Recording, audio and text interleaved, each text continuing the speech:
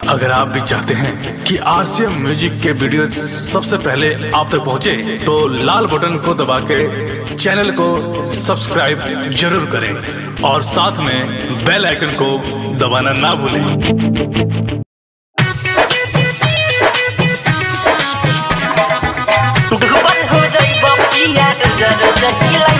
विजय दुर्गा निशारा का घर कहाँ है? गांव बामनी तारा, जिला फतेहपुर।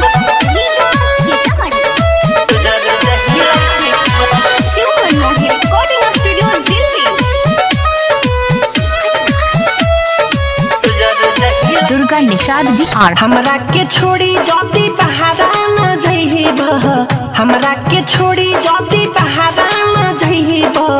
दुबर हो जइब पिया रोज रोज हिलइब, दुबर हो जइब पिया रोज रोज हिलइब।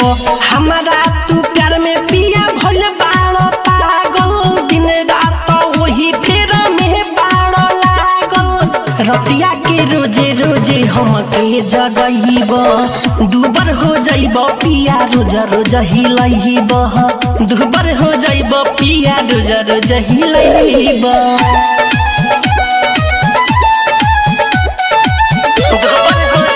विजय दुर्गा निशारा, आपको फ्रेंड का क्या नाम है? राधा जान, I love you too.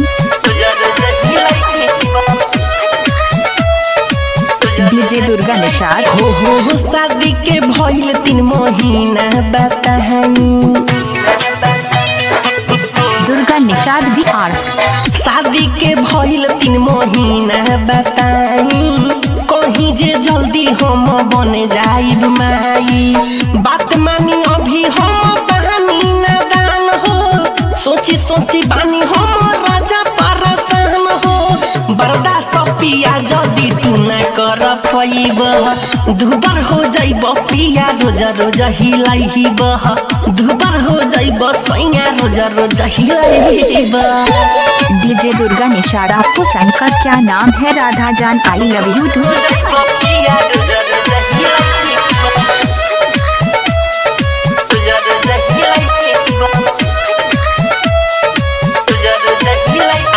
Durga Nishad भी आर बंद करी दी हब केहरी। राजा सुनी ना, अब नहीं बंद करी दी हब केहरी। सुनिए पिया जब बिरजेश बिहारी, मिठू मारा साल कुछ दिन खातिर जाई।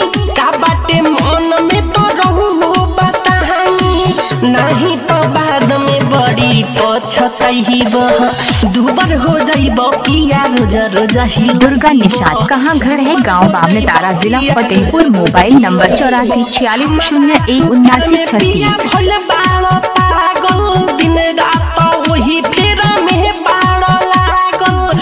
रतिया के रोजे रोजे हमके जगइब, दुबर हो जइब पिया रोज। विजय दुर्गा निशारा का घर कहाँ है? गांव बामनी जइब पिया रोज रोज हिलइब। डाउनलोड कीजिए RCM music official app play store से। आरसीएम म्यूजिक के सारे ऑडियो वीडियो डाउनलोड करने के लिए